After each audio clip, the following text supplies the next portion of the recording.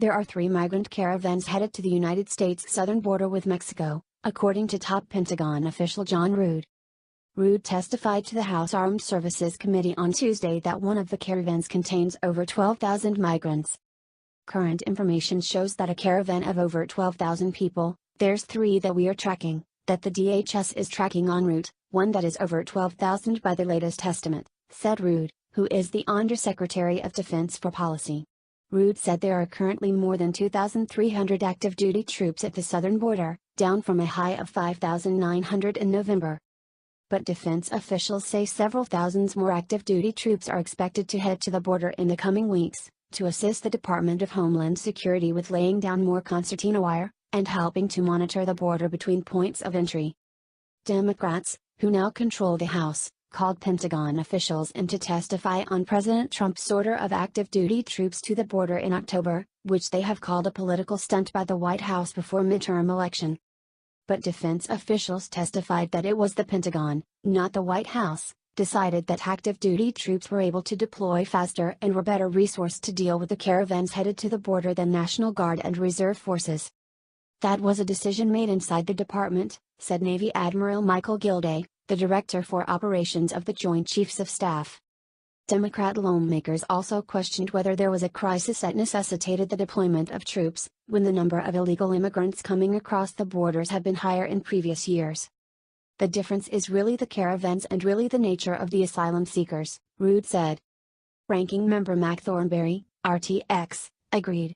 One of the things that changed is that now we have thousands, and tens of thousands of migrants who are coming in caravans which we have not seen before, he said. The days when we had a greater number of people, but most of them were from Mexico, and you could simply put them back across the border, are very different from these large family groups, 10, 12,000 people coming. So yes, it changed the requirements, he added. We have 42% increase in the number of family units. We have 60,000 unaccompanied children that were caught last year, Representative Vicky Hartzler, RMO, added. I'm a former teacher and a mom, this is a humanitarian crisis. Representative Mike Rogers, RL, noted that administrations have been sending active duty troops to the U.S. border with Mexico since Alamo. I'm just astounded by the fact that we continue to act stupid in Congress and fuss over things like $5.7 billion in fencing, and it cost us $11 billion to shut the government down, he said. According to Rood, the projected costs for the active duty deployments by the end of January is $132 million. He said the costs for the National Guard deployment for 2018 and 2019 to amount to $550 million.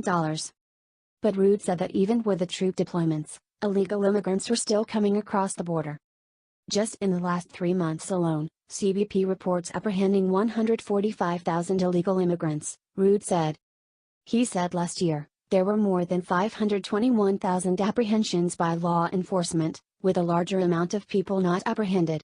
He said that was up from 415,000 the year before. In the last 2 years alone, a larger number than the population of Washington, D.C., have been apprehended, or a city the size of San Francisco, apprehensions in 2 years, he said. Reps. Hartzler and Mo Brooks, RL, noted that there is existing authority the administration could use to have the military build a border barrier without declaring a national emergency, through Section 284 of Title 10 of the United States Code.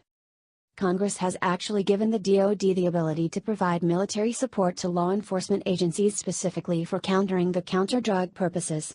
Section 284 of Title 10 of the United States Code authorizes the DOD to provide support to counter drug activities to control the transnational organized crime, Hartzler said. The law clearly identifies various activities that DOD is authorized to conduct, including the construction of road and construction of fences, light installation along smuggling corridors, aerial, ground reconnaissance and transportation, she added. Rood responded that Hartzler was correct. As you correctly point out, Section 284 of Title 10 does provide the Secretary of Defense the authority in performance of that counter-drug mission, such as blocking drug smuggling corridors, to erect barriers, fencing, provide road construction, things of that nature to aid in that counter-narcotics mission, he said. We have already given the authority to do this, and we have a very critical mission to keep people safe and make sure that people don't die as a result of these transnational drug cartel activity, and currently they are, Hartzler added. So it's imperative for us to find a solution. Brooks also pressed Root on whether the Pentagon would carry out an order by Trump to build necessary barriers under Section 284 without declaring a national emergency. "If we judge it to be a lawful order, yes sir, and I assume it would be," Root said.